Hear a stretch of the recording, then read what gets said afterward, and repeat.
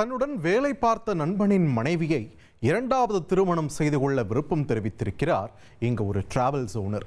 இண்டீசன்ட் proposal கொலையில் முடிந்த கதை இது.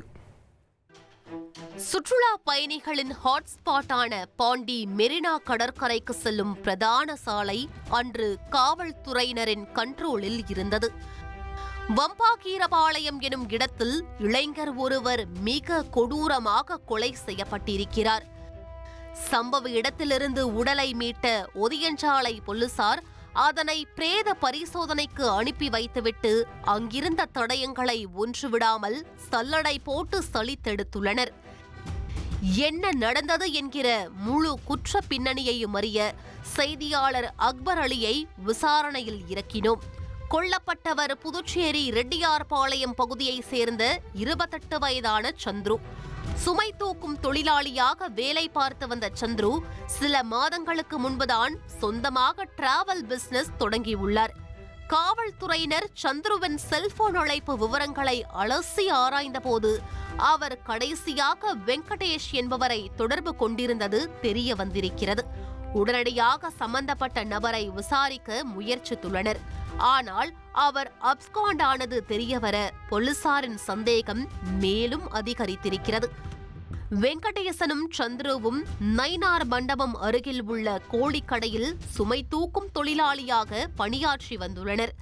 அப்பொழுது அவர்களுக்கு இடையே நட்பு ரீதியிலான பழக்கம் உருவாகியிருக்கிறது. இதன் தொடர்ச்சியாக சந்துரு டிராவல் பிசினஸ் தொடங்கியதும் வெங்கடேசனும் நண்பருக்கு உதவியாக இருந்துள்ளார். இந்நிலையில் ஒரு நாள் வெங்கடேசனின் செல்போனில் சிக்னல் இல்லாத காரணத்தால் அவர் சந்துருவின் செல்போனிலிருந்து மனைவிக்கு போன் செய்து பேசியிருக்கிறார். இந்த சம்பவத்தை தொடர்ந்து வெங்கடேஷின் மனைவி சந்துருவின் ஃபேவரட் கான்டாக்ட் லிஸ்டில் இடம் பிடித்துள்ளார். நண்பனுக்கு துரோகம் செய்த சந்துரு வெங்கடேஷின் மனைவியின் அழகில் மயங்கி அவருடன் தகாத உறவை வளர்த்துள்ளார். ஒரு கட்டத்தில் அந்த பெண் இல்லாமல் தன்னால் வாழவே முடியாது என நினைத்த சந்துரு அவரிடம் கணவரை கழற்றிவிட்டுவிட்டு தன்னை இரண்டாவது திருமணம் செய்து கொள்ளுமாறு வற்புறுத்தியுள்ளார்.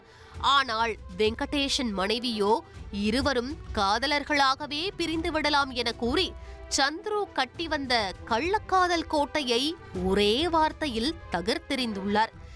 இதனை அடுத்து தனக்கு கூலிப்படையினரோடு தொடர்பு உள்ளது, அவர்களை ஏவி வெங்கடேஷனை கொலை செய்துவிட்டு உன்னை மணந்து கொள்வேன் என சந்துரு தொடர்ந்து மிரட்டி வந்ததாக தெரிகிறது.